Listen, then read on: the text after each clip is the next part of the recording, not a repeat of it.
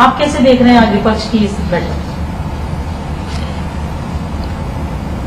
इस संबंध में मैं आपको ये कहना चाहूंगी कि अभी हाल ही में दिनांक 19 जून सन 2017 को बीजेपी व एनडीए ने राष्ट्रपति पद के उम्मीदवार के तौर पर दलित वर्ग के श्री रामनाथ कोविंद का नाम अपनी प्रतिपक्षी पार्टियों यानी कि जो विपक्ष की पार्टियों से बिना कोई सलाह परामर्श किए हुए ही एक तरफा तौर पर घोषित किया था।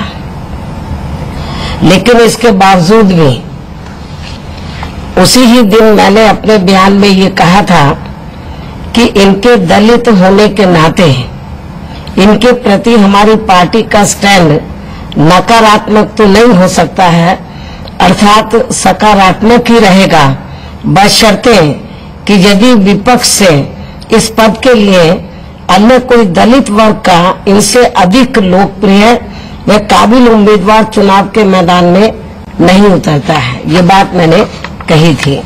इसके साथ ही मैंने ये भी कहा था कि श्री कोविंद शुरू से ही अधिकांश बीजेपी व आरएसएस की संकीर्ण विचारधारा से ही जुड़े हुए रहे हैं, इसलिए इनकी इस राजनीतिक पृष्ठभूमि से तो मैं कतई भी सहमत नहीं हूं। इतना ही नहीं, बल्कि मैंने ये भी कहा था कि बीजेपी व इनका एनडीए राष्ट्रपति पद के लिए दलित वर्ग से यदि किसी गैर राजनीतिक व्यक्ति को आगे करता तो ये ज्यादा बेहतर होता।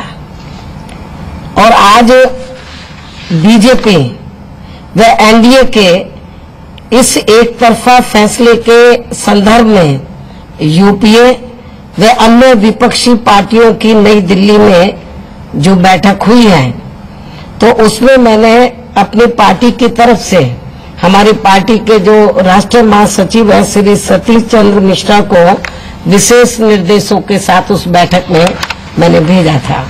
और आज की इस खास बैठक में यूपीए व अन्य विपक्षी पार्टियों ने एक साथ मिलकर आम सहमति से दलित वर्ग से ताल्लुक रखने वाली लोकसभा की पूर्व अध्यक्ष श्रीमती मीरा कुमार को अपना उम्मीदवार बनाने का फैसला ले लिया है। और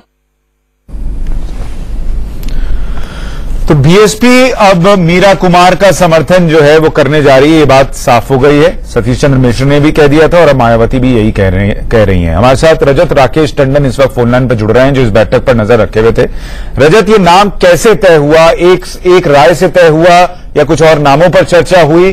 और अब विपक्ष क्या उन पार्टियों के पास भी जाएगा जो पहले से कोविंद के नाम को समर्थन देने का ऐलान कर चुके हैं? तो देखिए, जिन नामों पर चर्चा हो रही थी उसमें मीरा कुमार का नाम था, सुशील कुमार शिंदे का नाम था, कुछ समय पहले जब शिवसेना ने स्वामीनाथन का नाम बताया था तो वो नाम भी एक चर्चा में था। उसके बाद आप बात करिए तो प्रकाश अंबेडकर का नाम था। लेकिन उसके बाद जब शिवसेना ने अनाउंस कर दिया कि हाँ वो एनडीए कैंडिडेट के साथ रहेगी, तो स्वामीनाथन और सुशील कुमार शिंदे जो कि महाराष्ट्र से आते हैं, दलित हैं, वो दो नाम पीछे हो